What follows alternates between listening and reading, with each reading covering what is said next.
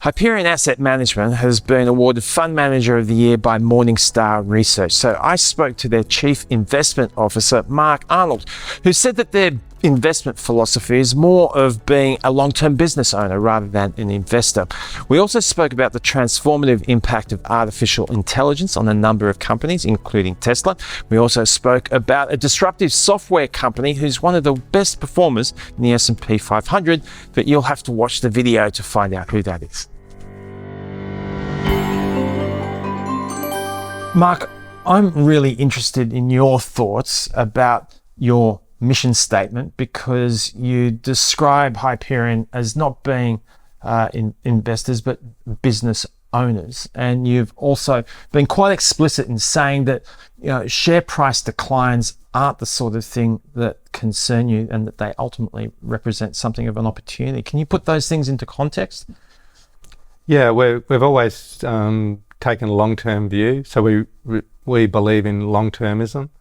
And where we do see ourselves as business owners, we're not short-term share traders. We think that trying to predict short-term share price movements is very difficult, but we think it's much easier to take a longer-term view and look at the fundamentals of each of the businesses that we're interested in and try and assess the longer-term value.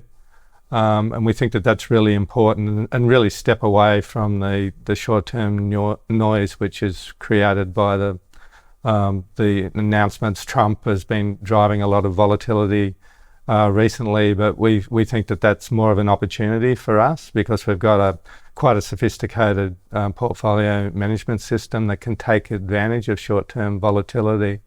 And if nothing changes except the share price, so the share price goes down or up, then that has an impact on the longer term returns for each of the stocks. And so we try to take advantage of that in terms of reallocating the capital within the portfolio in times of volatility. Yeah, so that sounds like a really scientific, disciplined, long view that you've just described. But then from time to time, there might be circumstances where fundamentals shift. So I suppose the obvious question is, given everything that's happened over the last 6 months, do you see this as something that the markets will get through, and it won't be a fundamental shift in the context of history, the way many economic commentators have been describing it?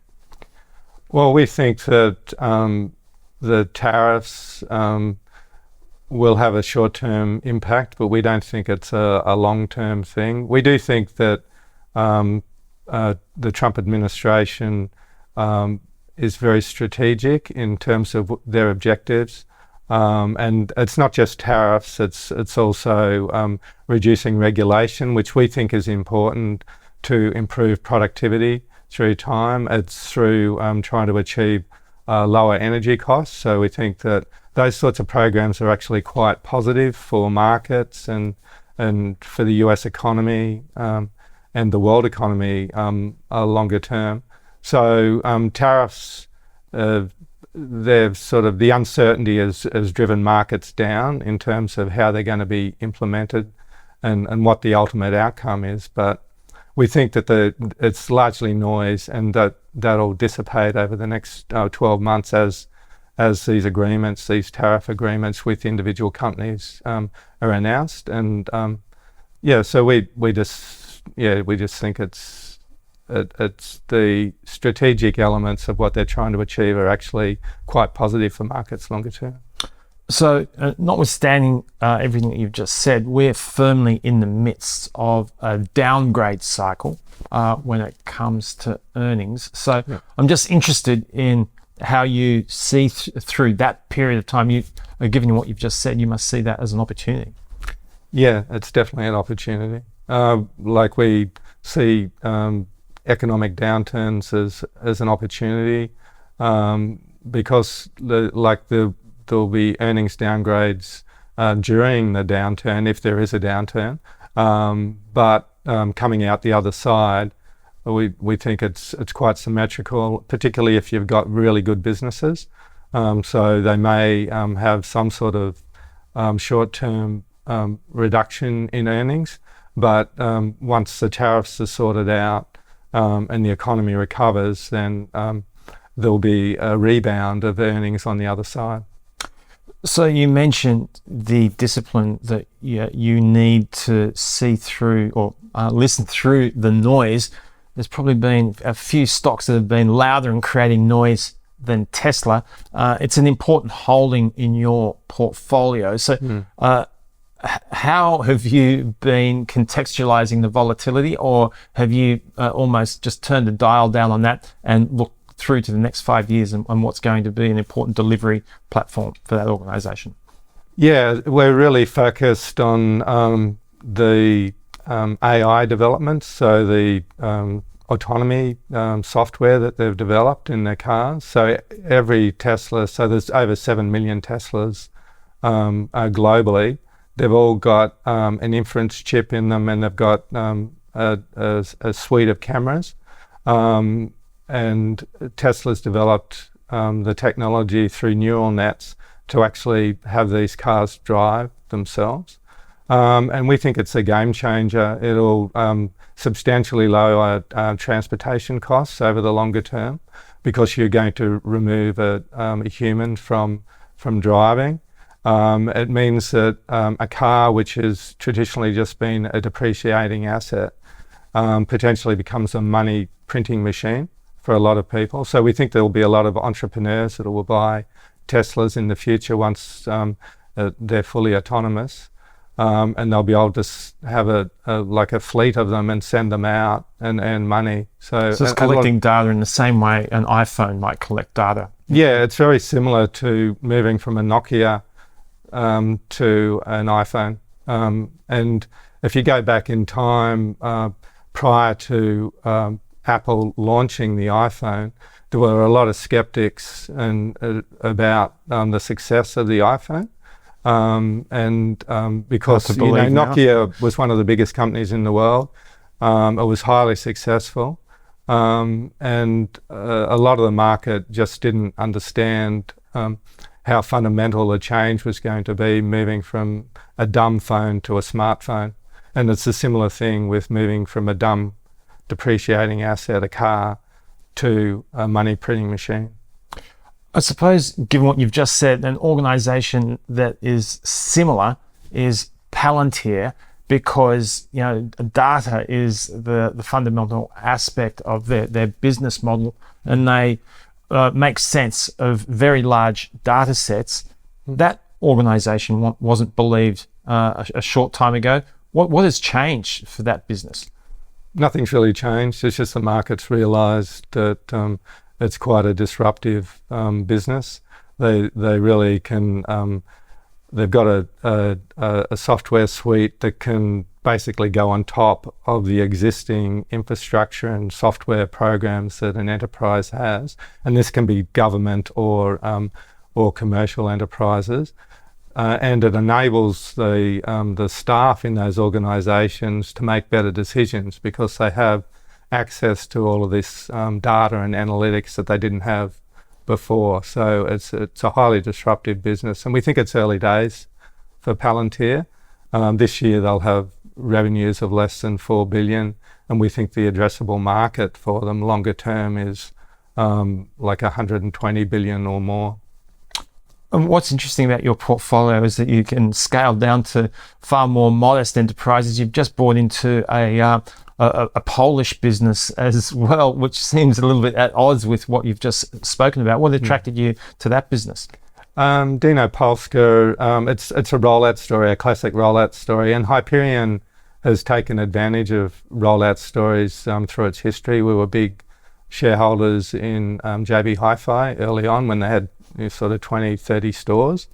So we like those businesses that have got really good unit economics, and we think Dino Polska's got superior unit economics. They've only got about 2,700 stores in Poland, and we think that longer term they can go to 8,000. And all of the stores look the same. They're in the same sort of locations in sort of regional areas of Poland, and we think that they can roll out substantial numbers of stores in the coming years, and their revenues and profits will grow along with that. You must have extraordinary faith in their scaling up abilities, given what you've just said, because that type of quantum leap requires very fine financial management. What gives you the confidence they can do that? It's a founder-led business. It's got a really good culture, organisational culture. So, we're quite confident that they can do that. And getting to sort of 2,700 stores, they're through most of the sort of hiccups that you normally see, just getting to that sort of scale. So they're quite scaled already. Now, Mark, we're in the midst of the US corporate reporting season. It's probably more important than most because it's almost benchmarking corporate America, the economy, at a time where investors really need to be reassured about a starting point, given what's going to happen over the course of the next couple of years. What have you extracted out of the reporting season so far? It's been pretty boring. Like, it hasn't been too much excitement going on. There's still a lot of companies to report, so that could change, but particularly for the companies that we're interested in, there hasn't really been any material tariff impact on the portfolio. Mark, an important theme at the moment is watching the big end of town in the US outline their business investment or CapEx figures. How important is that as a number to you? Most of our businesses are capital light, so it really doesn't. We don't follow that closely. We do have some businesses that are building data centers for AI. So the likes of Amazon and Google, and then Tesla is with their autonomous driving. They're building big data centers now. So we are keeping an eye on how that's going, but we're very positive on AI, and we think that those dollars that are spent on those data centers will return very attractive profits in the future. At what point, though, do you ask questions about the scaling of these data centers? Because there's a bit of a land grab taking place there at the moment. Where are you in terms of that clock? Is it of the valuations and the prices become unrealistic? No, we think that like NVIDIA is obviously at the center of the GPU and the AI sort of chip development, but they've obviously got very wide profit margins. But we think that it's sustainable because we think the AI build out has primarily been for AI training at this stage. But you've still got the inference side of things, which will be much bigger than the training side. So we think that it's early days. We think that AI will be highly successful, and you can already see that in the products that are being developed. So we just think that it's very early days in terms of AI development. Yeah. The Chinese seem to be making inroads into competing with NVIDIA a little more effectively. Does that create problems, or does it actually just democratize the space? Yeah, we think competition's good. So we think that that'll keep NVIDIA on their game and improving. They've got a very good culture already, but there's nothing like a bit of competition to really to make sure that you're on top of your game. So at a time when we're talking about tariffs compressing margins, I suppose by the same token, there's the opportunity for AI productivity to do the opposite. Is that a fair assessment of things? Yeah, AI is going to be great for productivity. So we think, particularly when it goes into the real world, so the robotics side, and again, Tesla's at the forefront of humanoid robots. So we think productivity will go up dramatically over the next decade. as a result of AI, and you can see it on the digital side already with AI agents. There's like ServiceNow, and a lot of businesses are using AI already in a digital form. But when it goes into the physical world with transportation, so for the autonomous Teslas, but also into the humanoid robot side of things, then we think that that's going to boost productivity, and it's going to make a lot of general everyday manufactured items much cheaper as well. So it'll be quite deflationary, but deflationary in a good sense. Yep. Mark, great insights. Thanks for your time today. Thank you. Thanks very much for joining us for the Executive Series.